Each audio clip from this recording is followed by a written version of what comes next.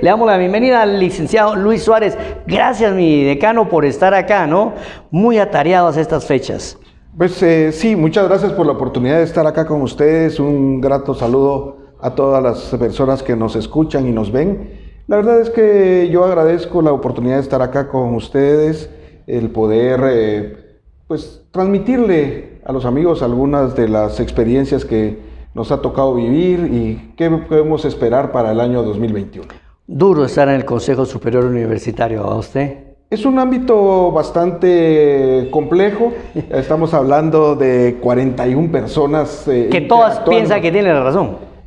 Quizá no, ya hay bastante consenso, pero también disenso. Yo creo que es importante y está representada la academia en general, las tres áreas, el área social, el área técnica, el área médica. Entonces, pues hay diversas formas de ver los diferentes fenómenos, pero llegamos a consensos.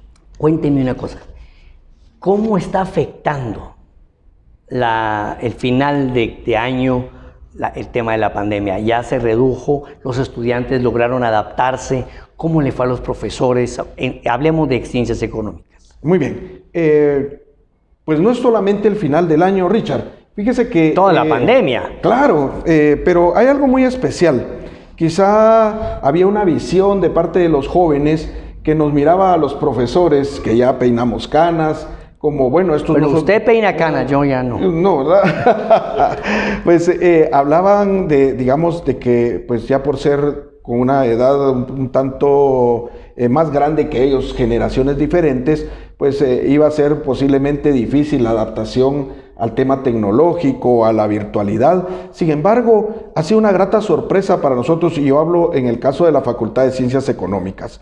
Habíamos estado hasta antes de la pandemia trabajando bastante el tema de virtualidad, pero a nivel de aprender, pero ya tener clases en línea, ya hacer la aplicación de esta, realmente no se había hecho, Richard, y pues ese posiblemente podría haber sido el temor más grande. Sin embargo, un 1 de abril del año 2020, el Consejo Superior Universitario decide que tenemos que trasladarnos a la virtualidad. Y la sorpresa fue que los profesores de la Facultad de Ciencias Económicas, ese claustro de profesores, 411 profesores, pues vienen y se suman a esto. Se suman a esto. Yo podría hablar quizá de 1 o 2 profesores de esos 411 que no estuvieron dispuestos a entrarle a este tema. Pero la sorpresa fue muy grata, hemos tenido muy buenas experiencias, se bajó el índice de deserción escolar. No me diga. Increíble, pero... Ese es un dato importantísimo, que se haya bajado el índice de deserción. Ahora, el rendimiento académico, ¿cómo lo ve? Pues fíjese que ha sido muy bueno. La experiencia la tenemos que dividir entre el primer semestre, que fue un rompe y rasga, pues hoy iniciamos y ya mañana tienen que estar, fue complicado, pero ya estábamos nosotros ya solo con segundos parciales y la parte del final. Pero el segundo semestre ha sido una muy buena experiencia. La escuela de vacaciones, inclusive de junio, nos sirvió para armar todos los equipos, hacer cuál era la dinámica que íbamos a hacer, todos los protocolos de examen. Iniciamos en el primer semestre con exámenes asincrónicos, pensando en una facultad que tiene 20,000 estudiantes, que si en un día iban a estar conectados en examen 7,000, de repente la plataforma no aguantaba. Entonces, bueno, empezábamos a las 8 de la mañana y cerrábamos el examen a las 12 de la noche. Y el estudiante tenía, si el examen era de 2 horas en cualquiera de ese rango de horas. Entonces, pero vimos que la experiencia quizá no fue la mejor. Por ponerle, entraban a 1 hora, uno que se sacrificaba y ese sacaba, como quien dice, cuál era la estructura del examen para otros compañeros. Entonces, pues decidimos regresar a los exámenes sincrónicos. No ha sido fácil, pero por ponerle un ejemplo, en el primer parcial de este segundo semestre, de 14,633 estudiantes que estaban matriculados para examinarse en ese examen, tuvimos 37 cruces de horario. O sea, estamos hablando de algo pues prácticamente inexistente. de 14.633 a 37 cruces de examen, pues, y lo solucionamos de una manera bastante efectiva y hemos tenido un muy buen control. Yo le puedo decir que nosotros tenemos esa cantidad de estudiantes que asignaron 47.900 y centavos de cursos en 675 salones de clase. Y tenemos un muy buen porcentaje de aprobaciones. Como le digo, se redujo la tasa de deserción. ¿A qué nivel? Pues aproximadamente en un 12 o 14%. Que ya es bastante, ¿no? Ya es bastante, sí. Ahora, yo le pregunto una situación. Esto implicó una inversión de parte de la facultad en temas tecnológicos, ¿no? Fíjese que es bastante satisfactorio decirle que no. Lo que se gastó realmente fue tiempo. Y en eso los profesores y los estudiantes también, porque acá hay que hablar de esos dos sectores. Los profesores estuvieron dispuestos a inclusive estar sábado, domingo, a veces domingo a las 5 de la tarde citábamos para que se capacitaran vamos a capacitar en tal plataforma, vamos a mostrarles cómo hacer videos para hacer interactivas las clases. ¿Y miren, qué plataforma están usando? Nosotros estamos utilizando Meet.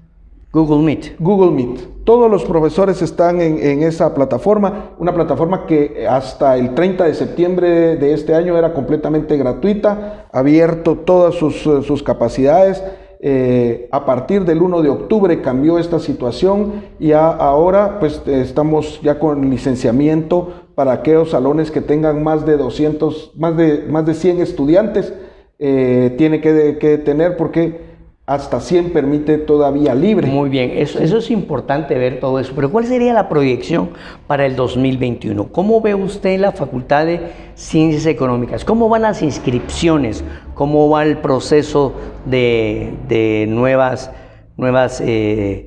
personas ingresando a la universidad? Bueno, hasta ahorita nosotros hemos ya completado las tres de las 4 opciones de examen de admisión, la parte que corresponde al específico de la facultad. Ya pruebas básicas ya finalizaron, ahora la específica de la facultad solo falta la 4ª oportunidad y nosotros consideramos que van a estar aptos de poder ingresar a la facultad cerca de 3.000 a 3.200 estudiantes. ¿Eso ha sido en el promedio regular? No, nosotros cuando no habían exámenes de admisión recibíamos hasta 4.000 estudiantes anuales.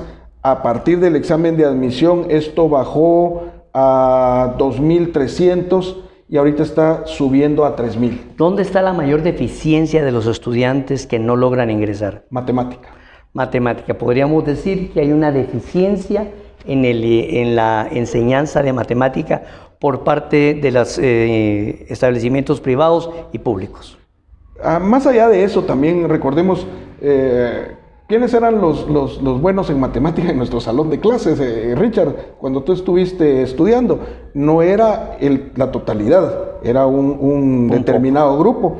Y si a eso le sumamos la deficiencia en cuanto a cómo transmitirlo, porque no es lo mismo un profesor muy bueno en matemática, pero que no sepa transmitirlo. De repente es mejor un profesor que sepa cómo hacer llegar el conocimiento a sus estudiantes. Recuérdate que aquí hay 2 caminos, está el discente, está el docente, y en medio de ellos tiene que haber un canal de comunicación. Y ese tiene que ser efectivo y que quede.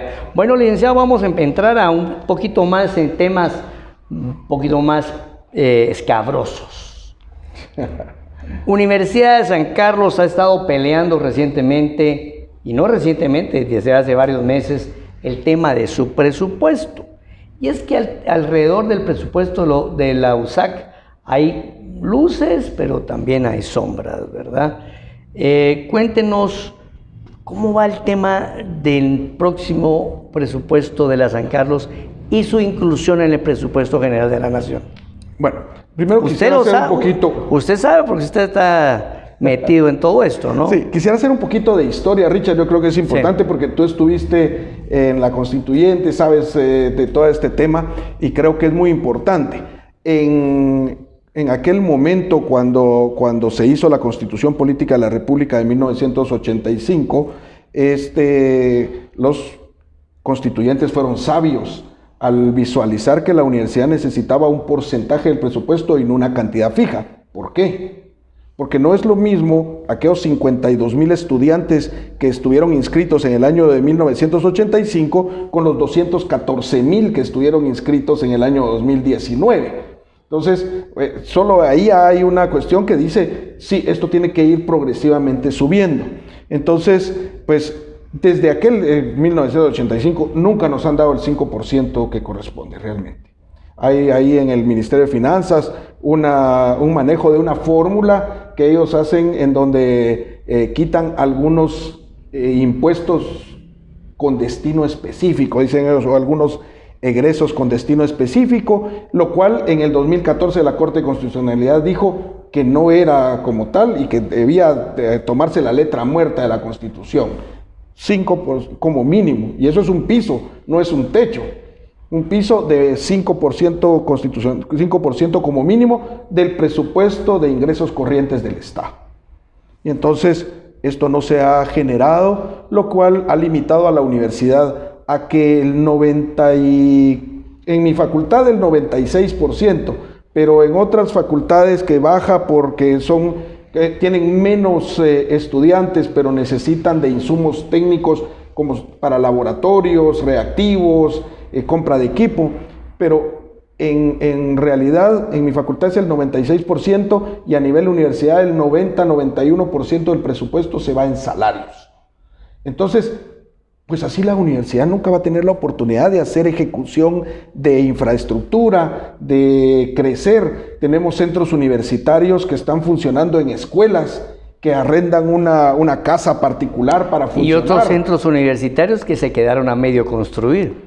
También, aunque te digo, hemos tenido apoyo de los COCODES y de los CODEDES. En el caso de Guastatoya, el centro universitario ha crecido y se ha construido a base de aportes de la sociedad civil a través de los COCODES y los CODEDES, porque pues, la Universidad de San Carlos sigue siendo, a pesar de todo, una de las entidades que tienen credibilidad en este país. Eso es muy importante, pero dígame, ¿cómo ve usted la inclusión en el presupuesto? Se habla de un condicionamiento en el presupuesto general de la Nación porque se le pretende incluir dentro del rubro de los bonos. ¿Qué me puede decir de eso? Bueno, hay una parte de nuestro presupuesto que es aproximadamente 600 millones de quetzales que efectivamente están como extraordinarios. Es que nos dividen nuestro presupuesto entre ingresos ordinarios y extraordinarios. Y los ordinarios pues sí son efectivamente un porcentaje que no es el 5%, insisto, pero un porcentaje de los ingresos corrientes del Estado, de impuestos. O sea, los ingresos corrientes es lo que está previsto recaudar el Estado. Así es. Los ingresos extraordinarios, amigos televidentes y radioescuchas, son los ingresos que todavía no tienen seguridad de ser obtenidos, exactamente aquellos que van a ser a través de bonos, a través de préstamos, etcétera, ¿sí o no? Así es. Entonces, y ahí le ponen a usted, de esos bonos que todavía no tenemos certeza, les ponen 600 millones. Pero esto afecta directamente el funcionamiento de San Carlos en todo sentido. Claro, porque digamos, tenemos que estar de alguna manera, pues, viendo que no es exactamente tal como se vio en la Constitución. No está ahí puesto, pues agradecemos el que se nos haya tomado en cuenta de esa manera, pero no es la forma correcta. Nuestro presupuesto debiera estar dentro de la parte exactamente de ingresos corrientes del Estado. Sí, pero si usted los ingresos corrientes del Estado pues son inferiores a lo proyectado, ¿no? Sobre este tema yo quiero preguntarle su opinión como economista. Ahorita hay una corriente muy grande que está pidiendo la no aprobación del presupuesto general propuesto por el Congreso de la República. ¿Cómo ve usted eso? Porque estamos hablando de un Congreso que pretende aprobar un presupuesto general de la Nación en base a supuestos que no coincide con la realidad. y que se va a traducir en mayor deuda. ¿Cómo lo ve usted? Sí, es un tema álgido, difícil. Básicamente por algo muy particular. El presupuesto que no se aprobó, el del año 2020, volvió a funcionar el año 2019, pero cuando habla la ley orgánica del presupuesto, de que si no se aprobase el presupuesto de un año, se adapta el del año anterior, el que vamos a finalizar no es de 99, es de 107 millones. O sea, sería aún peor, cabalmente. Peor, porque ya ahí habrían todavía otros 8 mil millones más de quetzales que encontrar de dónde sacar para el presupuesto. Yo creo que es complicado, es complejo el tema. No estoy de acuerdo efectivamente en que el 32% de ese presupuesto esté financiado con bonos. No debiera de ser así. Creo que debiéramos de buscar la manera en la que la autoridad tributaria, hablo la SAT, tuviera la forma de captar ingresos que se han dejado de hacer. Estamos hablando de defraudación aduanera. Los cálculos que se dan sobre esto llega hasta 30 mil millones de quetzales. O sea, estamos hablando casi de lo mismo que se está aprobando en bonos. Obviamente, estos son proyecciones, de repente no va a ser tal cantidad, pero bien mermaría una parte muy fuerte de esto. No se ha sido creativo, digamos, desde hace muchos años se habla de una tasa única de DAI, que es el que se cobra en las importaciones, porque de nada sirve que un producto tenga 10% y otro tenga 2%, si todos los vamos a pagar a 2 por defraudación. Entonces mejor pues pongámosle un 5 a todo y ahí nos vamos, y de repente sube la recaudación. La recaudación. Sí, aparte de eso, la base impositiva. No es posible que países del África subsahariana tengan 18 o 19% de tasa impositiva y Guatemala no pase del 9.99%. Y solo por no ir muy lejos, los acuerdos de paz hablaban de 13.2% para esta fecha. Y estamos en 9 con tendencia a bajar, no a subir. Entonces, la verdad es que es complicado.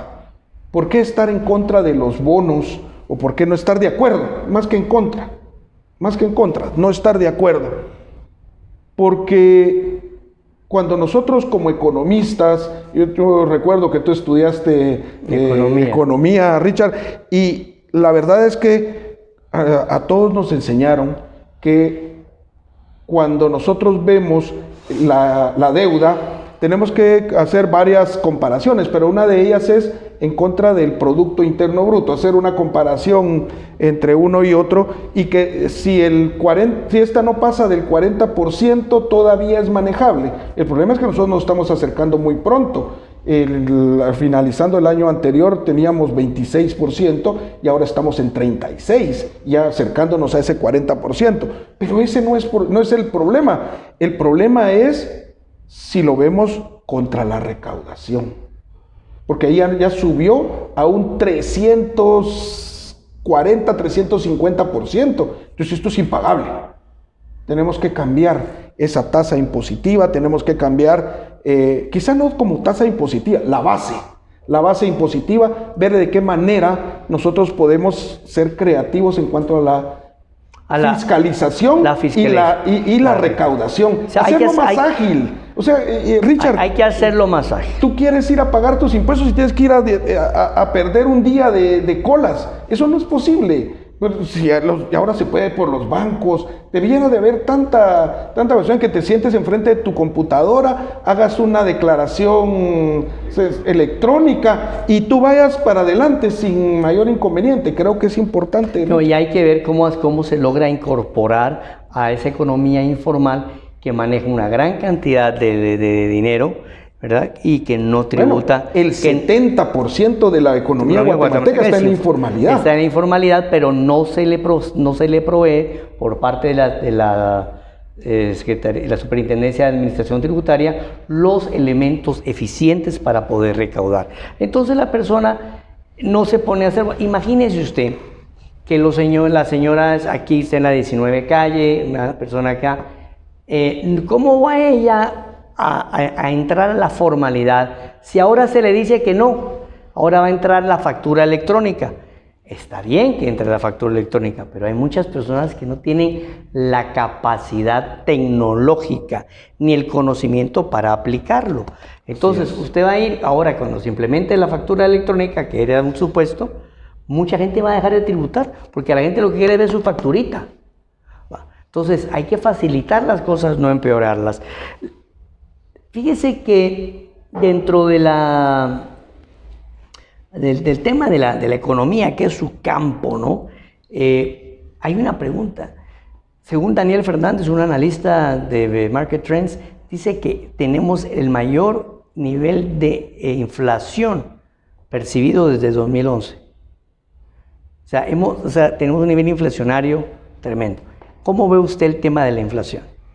Bueno, según los cálculos que nosotros tenemos, no comparto esa opinión. No es como tal. El problema en nuestro país no es tanto de inflación, es de cómo se ha repartido la riqueza en este país. Nosotros tenemos una de las economías más concentradoras de riqueza a nivel mundial. Estamos hablando de que menos del 0.5% de la población concentra toda la riqueza, ¿no? Así es, el 99% de la riqueza está repartida en muy pocas manos. Pero habría que buscar la manera realmente, sin que esto suene a una cuestión no sé cómo abordarlo, Richard, pero yo creo que lo importante de esto es ver y conocer que entre más personas puedan manejar esta situación, que evitemos un 60% de pobreza y un 30% de extrema pobreza. O sea, ¿qué es lo que está quedando realmente? Es que mire, Milik, repetimos constantemente aquí en Conexión GT, la pobreza no es buen negocio para nadie. Para nadie, claro. Para nadie, ni incluso para este grupo tan exclusivo de grandes empresarios que manejan unos consorcios o que le llaman clusters, ¿verdad?, de producción. Licenciado, me queda un temita pendiente con la situación de las finanzas de la universidad. ¿Qué pasó con las clases pasivas? ¿Qué pasó con ese tema? Se habló mucho de que se había jugado con esa inversión, ¿es cierto? No, vea, le voy a comentar. Efectivamente, en el año 2017 y parte del 18 se dejó de trasladar al plan de prestaciones la parte que corresponde al aporte del patrono. Ahí habían 287 millones de quetzales que no fueron trasladados a pero no se trasladaron porque o era trasladar esta parte o pagar salarios. O sea, o los trabajadores activos comían o lo trasladábamos al plan de prestaciones. Y en ese momento, sin haberlo consultado al Consejo Superior Universitario, porque esa no fue una decisión del Consejo, sino fue una decisión puramente de la autoridad en aquel momento, se deja de trasladar esa parte. En este momento no se ha trasladado desde mayo, se trasladó enero, febrero, marzo y abril. No se ha trasladado de mayo en adelante, pero no porque no se tenga el dinero. No se ha trasladado porque en esa adaptación que está haciendo la universidad de incorporarse al SICOIN, surgió el inconveniente de que nos dice Finanzas, mire, usted no puede trasladar fondos a una entidad que tiene el mismo NIT que la universidad. Esa es la visión de Finanzas. Quiero decir, no es mi visión, pero la visión de Finanzas es, mire, no le damos el código de unidad receptora al plan de prestaciones y que le puedan trasladar porque tiene el mismo NIT que ustedes. Entonces, como que se lo saque de la bolsa izquierda y se lo meta a la bolsa derecha. Entonces, eso contablemente le genera un problema en el SICOIN. Y que conste que Finanzas nos ofreció un SICOIN a la medida de la universidad. Porque la universidad, por su propia autonomía, no se adapta exactamente al gobierno central. Hay un SICOIN para el gobierno central, hay un SICOIN para descentralizadas, hay un SICOIN para municipalidades. Sí, claro. Debía haber uno para la Universidad de San Carlos. Pero no se ha implementado. No, y a nosotros nos están apretando con tiempos cuando el ICS fueron 3 años para implementar el SICOIN. Entonces, esto no nos ha permitido trasladar esto. ¿Qué hace el Consejo Superior Universitario? Dice, mire, queremos trasladarle al plan, no podemos, metamos este dinero a que gane intereses y cuando ya lo podamos, se lo trasladamos con todo y los intereses. Pero es que ahorita no está ganando intereses y no puede ser que el dinero esté ocioso ahí, porque si ya lo tuviera el plan, ya estuviera ganando intereses. Entonces, la idea aquí era cuidar de los recursos y que generaran para el plan de prestaciones. Quizá ha habido desinformación, a los jubilados no les ha llegado la suficiente información. Sí, porque han existido varias protestas claro. de esto porque ven su futuro comprometido. Sí. Pues es muy interesante, mi querido Lic, todo este tema que usted me habla, pero por último yo quisiera que me hable de lo que le interesa, claro, a todos nos interesa la Universidad de San Carlos porque es donde se están formando los profesionales de nuestro país y a donde tiene acceso a esto. Pero por favor, hábleme sobre un tema importante. ¿Qué puede esperar el guatemalteco en el 2021? ¿Más inflación? ¿Una economía comprimida? ¿Qué pueden esperar? Bueno, no es tan fácil hacer una predicción de qué podría pasar. Pero si usted es el decano en la Facultad de Ciencias Económicas, algo nos puede decir. Claro, pero le decía esto porque estamos en este momento atravesando una segunda ola de contagios. Vea usted los números en Estados Unidos, en Europa, y los números acá no se visualizan no porque no se estén dando, sino porque no tenemos la capacidad de hacer los suficientes análisis para decir, es esta la cantidad real de guatemaltecos infectados. Pero nosotros vemos en nuestras familias, en nuestros amigos, diariamente cuántos de ellos se mueren. Entonces estamos cabalmente en una segunda oleada. Pero ya se habla de una tercera. Y de que las vacunas que están pues las más cercanas, la de Pfizer, no pasa del 92% de efectividad y con un periodo muy pequeño de pruebas. La de la viruela fueron 13 años para llegar a tener una vacuna efectiva. Entonces, decir en este momento qué pueda pasar en el 2021 es complejo, pero lo que los indicadores económicos en este momento nos dicen es que hay una recuperación en V, una recuperación rápida. Nosotros pensamos que iba a poder ser más larga. En algún momento se habló de una recuperación en W o posiblemente hasta en L. ¿Qué quiere decir esto? Mucho tiempo abajo para lograr nuevamente empezar a subir, o subidas y bajadas. En este momento, lo que los indicadores nos dicen es, tenemos una recuperación en V y que el 2021 podría ser un buen año. Pero, pues una cosa es lo que dicen los indicadores y otra comparado con el año pasado, ¿cómo quedamos? Bueno, el año pasado tendría que ser con este 2020. Sí, un poco mejor, lo vería mejor que el año 2020. Aunque, vea, ese es un tanto contradictorio, pero tenemos que hacerlo porque es parte del análisis. Y es el tema de las remesas. Las remesas están repuntando. Lastimosamente somos un país que su mayor producto de exportación es la mano de obra. Algunos lacónicamente dicen que exportamos carne humana. No. O pobreza. Sí, o pobreza, pero no, la verdad es que tenemos que nuestro prácticamente principal producto de exportación ahorita es la mano de obra y pues basados en eso, lo cual es lastimoso porque nuestros congéneres guatemaltecos tienen que salir de este país por falta de oportunidades, no porque sea bueno para ellos, sino por falta de oportunidades. Entonces, esto ha tenido un repunte y bastante alto. Entonces, pues la economía ha tendido a estabilizarse. La visión que se tenía en junio es que en este momento íbamos a estar en un menos 3.5% del Producto Interno Bruto de crecimiento con relación al Producto Interno Bruto, y estamos en un menos 0.5. Esa es la tendencia que vamos a finalizar. Entonces, no hemos llegado a un punto óptimo o de crecimiento real, pero no era aquella tendencia tan grave que habíamos visto. Bueno, podríamos decir que, concluyendo, que nos pinta usted un panorama optimista, considerando todas las cosas, y eso que no hemos evaluado en el impacto que van a tener las dos tormentas tropicales en la economía nacional. Bueno,